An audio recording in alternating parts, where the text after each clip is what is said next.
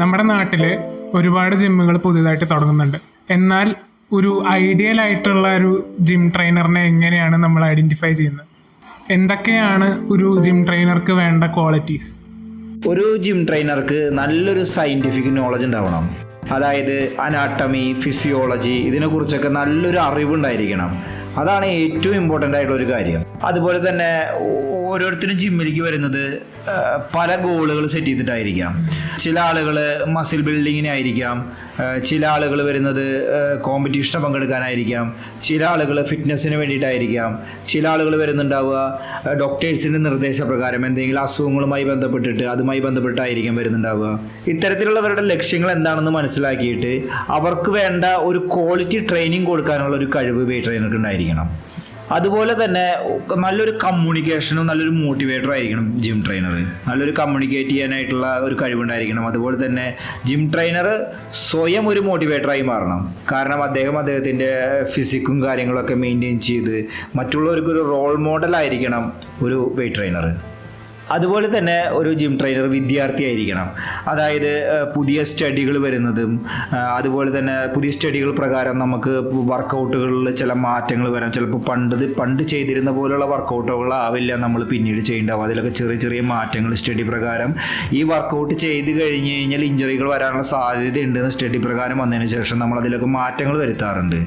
പക്ഷേ ചില നേരോ മൈൻഡ് ആയിട്ടുള്ള ജിം ട്രെയിനേഴ്സ് അത് ആക്സെപ്റ്റ് ചെയ്യാറില്ല, അവരത് സ്വീകരിക്കാറില്ല. അവർ പറയാറുള്ളത് ഞങ്ങൾ പണ്ട് തൊട്ടേ ഈ ഒരു ട്രെയിനിങ് ചെയ്യുന്നുണ്ട്, അതുകൊണ്ട് ഞങ്ങൾക്ക് പ്രത്യേകിച്ച് കുഴപ്പങ്ങളൊന്നുമില്ല എന്നുള്ള രീതിയിൽ അത് കണ്ടിന്യൂ ചെയ്ത് ചെയ്യാറ്. അതൊരു നല്ലൊരു പ്രവണതയല്ല.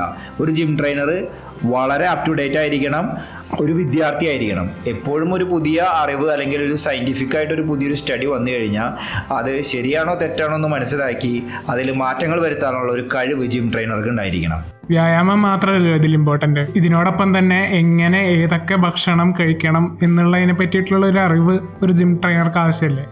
തീർച്ചയായും ഒരു ജിം ട്രെയിനറെ സംബന്ധിച്ചിടത്തോളം ഒരു ബേസിക് ന്യൂട്രീഷൻ നോളജ് അവർക്ക് ഉണ്ടായിരിക്കണം. ഒരു ഡയറ്റീഷ്യൻ ആവണം എന്നല്ല പറയുന്നത്. ഈ പ്രോട്ടീൻ റിച്ച് ആയിട്ടുള്ള ഫുഡുകൾ എന്തൊക്കെയാണ് ഒരു ഭക്ഷണത്തിൽ അടങ്ങിയിരിക്കുന്ന പ്രോട്ടീൻ, ഫൈബർ, ഇതിനെക്കുറിച്ചൊക്കെ ഒരു ധാരണ അവർക്ക് ഉണ്ടായിരിക്കണം.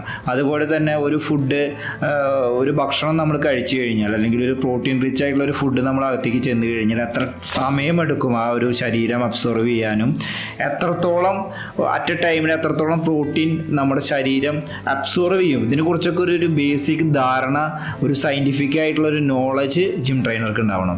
ഇവിടെ ഒന്നും പഴയ കാല അറിവുകൾ വച്ചിട്ട് ഒരിക്കലും മുന്നോട്ട് പോകരുത്. ഇതിൽ ഒരുപാട് സ്റ്റഡികൾ നടക്കുന്നുണ്ട്. ആ സ്റ്റഡികളിലൊക്കെ ഒരു അപ് ടു ഡേറ്റ് ആവണം. ആ സ്റ്റഡികളൊക്കെ ഒരു മനസ്സിലാക്കണം. നേരത്തെ പറഞ്ഞതുപോലെ തന്നെ ഒരു വിദ്യാർത്ഥി എന്ന പോലെ ഈ സ്റ്റഡികളൊക്കെ ദിനം പ്രതി അവർ അപ് ടു ഡേറ്റ് ചെയ്തുകൊണ്ടിരിക്കണം. ഇതാണ് ഒരു ജിം ട്രെയിനർക്ക് വേണ്ട ന്യൂട്രീഷൻ നോളജുകളെ കുറിച്ചുള്ളൊരു അറിവ്.